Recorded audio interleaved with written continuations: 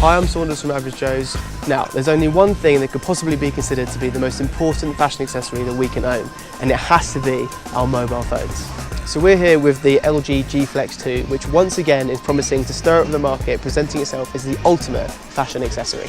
So we've come to the mountains in the French Alps to put the LG through its paces to see how it copes in what can be pretty difficult conditions, to see how stylish it is in a very stylish environment. So what's new with the G Flex2? Aesthetically, there's not a whole lot that's different from previous LG models, but that's not necessarily a bad thing, as there wasn't really much more extra that you would want. We kind of covered a lot of the bases. Benefit you do have with the G Flex is obviously the flex here, which means that inside your pocket it's going to fit a lot more comfortably, and you're going to limit any damage you're going to cause when you fall over or if you drop it. So when it comes to using the phone, you've got all of the advantages you get with Android and all of the Google benefits that come with that, such as the customization. The opportunities you have and the capabilities of tailoring this phone to your desires and what you want your phone to do far exceeds anything that you can do on iOS. And in terms of interface, quite honestly, it's probably one of the most functional and easy to use interfaces I've come across. So putting a bit of a lifestyle twist on this, we wanted to see how well this would cope in very difficult conditions like you get on a mountain.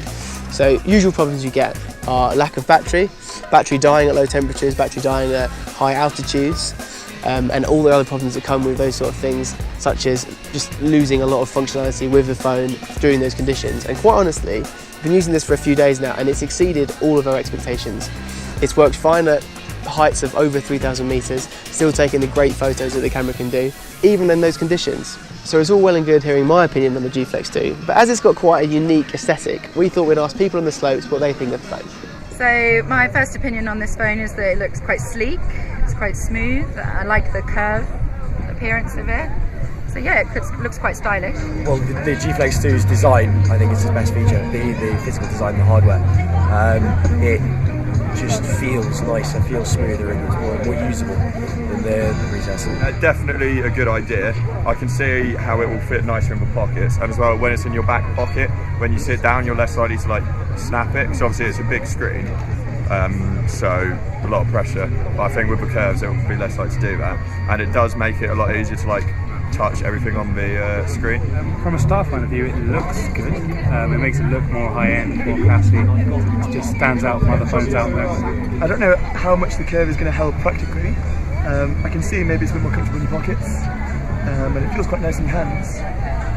But yeah, stylish, I think it's really quite nice. Star rating out of 10, I would give it an 8. I'd probably rate 7 out of 10 for how it looks.